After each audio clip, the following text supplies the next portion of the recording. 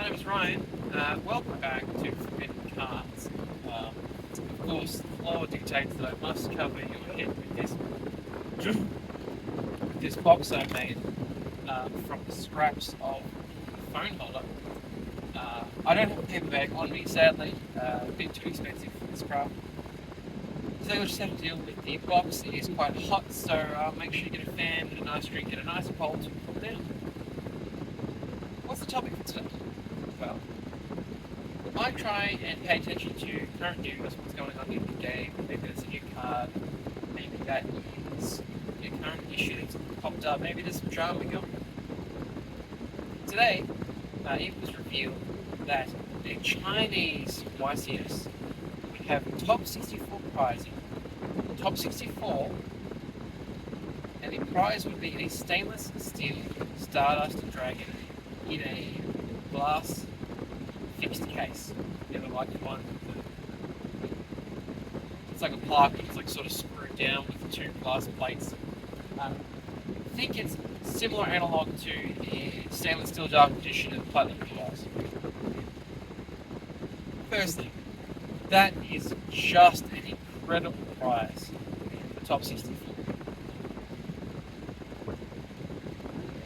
When you say there's going to be a prize for top 64, you have to remember. You have to remember that the Chinese YCS is going to get a lot of participants. Like thousands of people are signing up for this event. And what an incredible prize to be able to give away. It's sort of an analogue for One Piece prizing that we've become so envious of. There's top 64 gets a prize card, top 16 gets a prize card, top 8 gets a different prize card. So in theory, you could walk away with 3 different and uniquely valuable prize cards. And it's something that we have been begging for Yu-Gi-Oh! But we have been terrified that this will never happen because there is so much red tape that Konami Japan would have to go through in order to release a prize like this to the public. This is a big step forward because now we're seeing that a YCS is an officially sanctioned Konami event, and they are giving away a unique prize for top 64. Now, I have no idea whether they intend to sell this, but we're going to have this discussion with the assumption that they are not going to print this en masse or have 1,000 print on limited release like the Platinum Blue Eyes to learn. But it is a really good time to chat about prizing in Yu-Gi-Oh! First and foremost, if you are playing prizing, go pick a different game. This is not the game for you. This is, without a doubt, the most difficult trading card game available. No discussion, no doubts, no one can dispute that. In terms of constructed modern format, Yu-Gi-Oh! Is the most complex trading card game to play. There is no parallel. Every other game has a far simpler process because you are limited in what you can do based on the amount of energy allocated to you or the amount of energy you are able to play. Yu-Gi-Oh! You keep going until you are done. If there is a card in your hand that says, I can play, you can play that thing.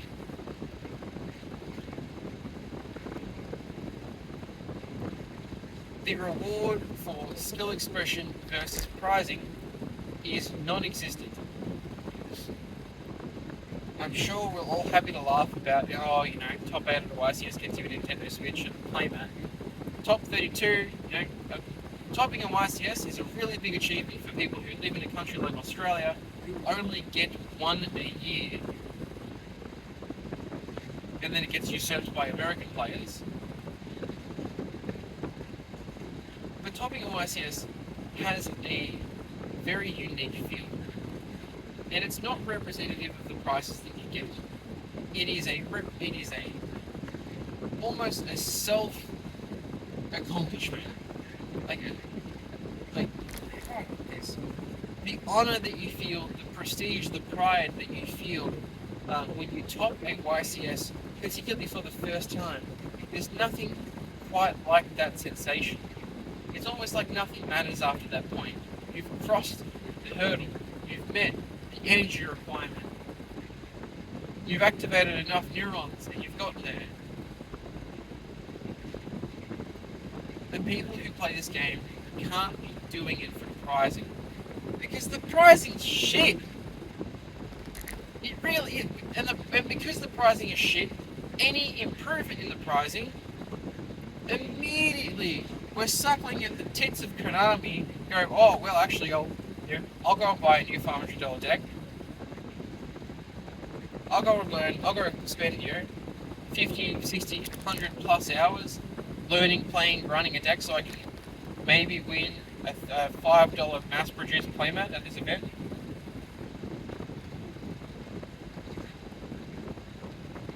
And don't forget, the prize for winning a YCS is not onto itself a remotely playable Yu-Gi-Oh card.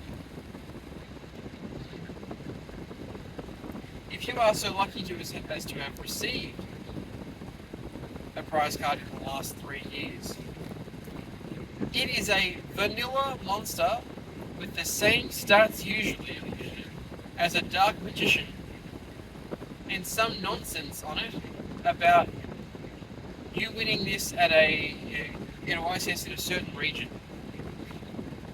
Which, let's be completely honest, if you were going to split those cards, let's say there are 10 copies, let's say there are 20 copies of another Versilaria out in the world, and you decide that you're going to sell it. And a prospective buyer, looks at the card and says, "Oh, you won this in an Oceanic YCS. Sorry, I'll do 50% of retail, whatever retail looks like." Also, the car next to me is wrapped. It is wrapped in Christmas wrapping. I'm trying to speed up so you can see it. You probably won't. The ute next to me is just completely covered in wrapping paper. That's so cute. The only unique thing about these cards is, oh, I won this in a certain region.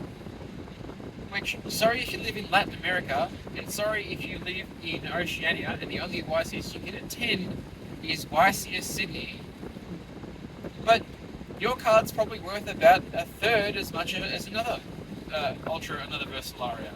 Sorry, that's just what it is. We're easier.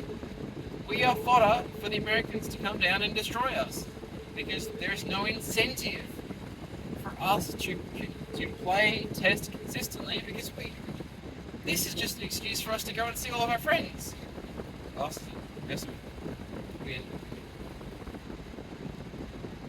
The only improvements that have been made to prizing, let's say for the upcoming YCS in Sydney in late February, early March, is that we know there are top 16 frames for Yu-Gi-Oh cards, which may actually turn out to be pretty good because it's going to be banless season and Detonator and Duo Drive may not even see another format.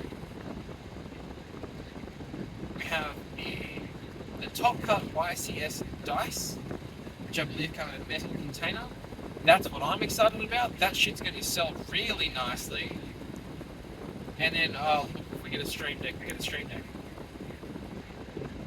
But you have to consider. Oh, and YCS sleeves. Really important. Golden YCS sleeves. Really excited for those. Those are huge. Those are monumental improvements on previous years. And you know what's going to happen? Actually, we'll come back to that. It's an improvement. It's a step in the right direction. And with this announcement for YCS China, getting hyped versions of the stainless steel Stardust Dragon, a card that is universally loved by nostalgic players or classic players. But yeah, another recipe. the closer we get to the kind of prize card structure that One Piece or Dragon Ball or Lorcana have, the more value, the better the players, and the higher the skill floor raised in the game. And overall, it will be better for the game for the prizes to be better. No one needs this to be cash prizing. But imagine what the world would do for a Feet Ash with a YCS stamp on it. Imagine the source, the thirst for a card like that. Cross out the 25th anniversary, quarter century rare anniversary, prismatic YCS rare with a YCS stamp on the effect text. I'll be slobbering over knobs for that card. That's incredible. But I think we're still many years away from that. But we are trending in that direction, which we can only be excited for. One thing I do have to say is, no one goes to YCS. No one in Australia goes to YCS and expects the top. Because let's face it, you might play the perfect 70 card Ryzeal deck, or the perfect 70-75 card Malice strategy, and you'll just queue into dog shit for 10 rounds. For 10, 11 rounds, you are queuing into the most backwards matchups that you should never expect to see at an American YCS, where everybody is taking things seriously. Which is why I keep saying, practice as much as you can. If you don't practice, you're not going to succeed. Anyway, the majority of Australian players will complain about pricing. Fully appreciating the fact that the chances of them achieving the levels at which those prizes are available are extremely low. You know, if 1,000 people enter a YCS, 1.6% of players will receive the top 16 prizing. Just maths. Obviously, that's top heavy. We're expecting light coming in. Yep, it's a bit bright now. Light coming in. Please don't go to a YCS and forget to have fun. Just don't forget to travel with your friends. Because truly, for an Australian YCS, the reward is actually the friends you made along the way, or the friends you kept along the way, or the amount of vomit you have to clean out of your Airbnb pool. People get a little bit lost in thought about how good or bad the pricing is going to be. And I'm here to say, as a not approved Konami representative at all, that it's not going to change. It isn't likely to change. But there are glimmers of hope. We are seeing unprecedented improvements in communication and presentation from Konami, as illustrated by YCS Anaheim, in both stellar coverage that was both continuous and high quality, and in release of the list. We can only hope that we are going to continue improving in that direction, trending towards a world where we have both the coverage, the nostalgic loves, and the prizing to bring all of the players back. And I had another point about the prizing, but it's completely lost on me. I was going to come back to it, but it's gone here. In summary, please don't go to an event and play for prizing. Play Yu-Gi-Oh! Because it makes you feel. Play Yu-Gi-Oh! Because you enjoy getting better at something that's so intricate and so complex that that you working out a new combo or you finding a new deck tech, those should be the senses of pride and reward that you feel in this game. And if you're playing this game for any other reason than I enjoy it, get the fuck out of my game. You're not welcome.